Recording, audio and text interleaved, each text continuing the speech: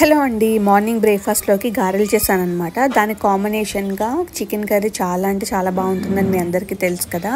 So గారెల్లోకి chicken కర్రీని ఇలా చేసుకుంటే చాలా అంటే చాలా టేస్ట్గా ఉంటుందండి. ఇది గారెల్లోకే కాదు, రోటీలోకి పుల్కాల్లో కూడా చాలా బాగుంటుంది. ఈ రెసిపీ ఏంటనేది స్కిప్ చేయకుండా చూడండి, మీకే అర్థమవుతుంది. ఈ చికెన్ కర్రీ కోసం నేను ముందుగా ఉల్లిపాయ పేస్ట్ని రెడీ చేసుకుంటున్నానండి. ఉల్లిపాయ పేస్ట్ కోసం 3 ఉల్లిపాయలు అలాగే కొంచెం కొత్తిమీర అనమాట. ఈ రెండింటిని మిక్సీ పట్టుకుని పేస్ట్లా చేసుకోవాలన్నమాట. తర్వాత స్టవ్ ఆన్ చేసి ప్యాన్ పెట్టి దానిలో ఆయిల్ వేసి మనం మిక్సీలో పట్టుకున్నాం కదా, ఆ పేస్ట్ని వేసేసి ఫ్రై చేసుకోవాలి. చక్కగా ఈ పేస్ట్ మొత్తం కుక్ అయిపోయేంత వరకు మూత పెట్టుకుని కుక్ చేసుకోవాలన్నమాట. తర్వాత మనం ముందుగా శుభ్రం చేసి పక్కన పెట్టుకున్న చికెన్ దీనిలో వేసేయాలి. నేనైతే 1/2 kg తెప్పించాను అనమాట. సో శుభ్రంగా కడుక్కున్న 1/2 kg చికెన్ని దీంట్లో వేసేసేయాలి. వేసేసి ఒక్కసారి మంచిగా కలుపుకుని దీనిలో 2 స్పూన్ల కర్డ్ వేసాను. కర్డ్ వేస్తే చికెన్ కర్రీ గ్రేవీ టెక్స్చర్ చాలా బాగుంటుందండి. సో కర్డ్ వేసేసి మూత పెట్టేసి మగ్గనివ్వాలన్నమాట. సో మూత పెట్టేసి మగ్గించాక చూసారు కదండి, వాటర్ ఎలా పైకి తేలుతూ కుక్ అవుతుందో. ఇప్పుడే మనం దీనిలోనే కావాల్సినంత కారం, పసుపు, ధనియా పౌడర్, జీలకర్ర powder, garam masala powder, chicken masala powder ఇవన్నీ వేసేసుకోవాలి. అండ్ అలాగే చెప్పడం మర్చిపోయానండి, నేను ఆనియన్ పేస్ట్ వేసాను కదా, అప్పుడే నేను జింజర్ గార్లిక్ పేస్ట్ కూడా వేసేసాను. సో మీకు చెప్పడం మర్చిపోయాను అనమాట.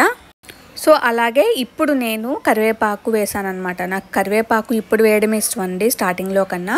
సో మీకు కావాలనుకుంటే పచ్చిమిర్చి కూడా వేసుకోవచ్చు, బట్ నేనైతే నాకు స్పైసీ అంత వద్దు, మా పాప తిందు, అందుకని నేను స్పైసీ అంత వేయలేదన్నమాట. మీరు ఇప్పుడే చక్కగా పచ్చిమిరపకాయలు కూడా వేసుకుంటే మీకు కారం అది సరిపోతుంది. నాకు తక్కువ కావాలి కాబట్టి నేను పచ్చిమిర్చి వేయలేదు. ఇవన్నీ వేసేసుకుని కలుపుకుని మూత పెట్టి కుక్ అవనివ్వాలి. చూసారు కదా, మూత తీస్తే చక్కగా కుక్ అయిపోయిన చికెన్ మనకు కనిపిస్తుందండి.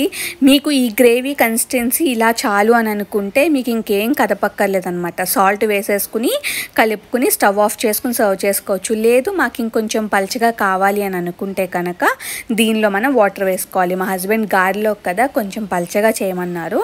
సో అందుకని గ్రేవీని పల్చగా చేయడం కోసం వాటర్ వేసి మూత పెట్టేసి నూనె పైకి తేలేంత వరకు, కొంచెం వాటర్ ఎగిరేంత వరకు కూడా కుక్ చేసుకుని స్టవ్ ఆఫ్ చేసుకున్నాను. ఇలా చేయడం వల్ల చికెన్ చాలా బాగుంటుందండి. ఆ గ్రేవీ కూడా చాలా ఎమ్మీగా ఉంటుంది. రెస్టారెంట్ స్టైల్లో తిన్న ఫీలింగ్ వస్తుంది అనమాట. మీకు ఇంకా ఫ్రైలా కావాలనుకుంటే ఇంకా దగ్గర చేసుకుని కూడా చేసుకోవచ్చు. బట్ నాకు ఇలా చేసుకుంటే ఏంటంటే గారెల్లోకి అలాగే రాగి సంకట్లోకి పుల్కాల్లోకి బాగుంటుందని చెప్పి నేను ఇలా చేశాను అనమాట. పిల్లలు ఈజీగా గ్రేవీ ఉంటుంది కదండి, ఈజీగా తినగలరు. సో అందుకని ఇలా చేశాను. సో కర్రీ అయిపోయింది కదా, కర్రీని పక్కన పెట్టుకుని నేను ఇప్పుడు గారెలు వేసేసుకున్నాను అనమాట. అండ్ గారెలు అలాగే చికెన్ కాంబినేషన్ చాలా బాగుంటుంది, నాకు చాలా ఇష్టం అనమాట. సో అందుకనే ఇప్పుడు నేను వేడివేడిగా గారెలు వేసేస్తున్నాను. గారెలు నేను వేసిన ప్రతిసారి అందరూ చాలా బాగున్నాయి, మెత్తగా ఉన్నాయి, ఆయిల్ పీల్చలేదు అని అంటూ ఉంటారు. సో చాలామందికి గట్టిగా వస్తాయి, చాలామందికి ఆయిల్ పీల్చేస్తూ ఉంటాయన్నమాట. సో అలా కాకుండా ఎలా రుబ్బుకున్నా కూడా మంచిగా వచ్చేలాగా ఎలా చేయాలి అనేది నా ఛానల్లో వీడియో అప్లోడ్ చేశానండి. మీకు ఇంట్రెస్ట్ ఉంటే వెళ్ళి చూడండి. సో అంతేనండి, ఈరోజు మార్నింగ్ స్పెషల్ మాకు గారెలు అలాగే చికెన్ కర్రీ అనమాట. సో ఈ వీడియో కనుక మీకు నచ్చినట్లయితే please subscribe the channel and thank you so much for watching the video. And video నచ్చితే కనుక లైక్ చేయండి, షేర్ చేయండి, కామెంట్ చేయండి ఈ వీడియో అనేది ఎలా ఉందో. థ్యాంక్ యూ అండి, thank you so much for the support.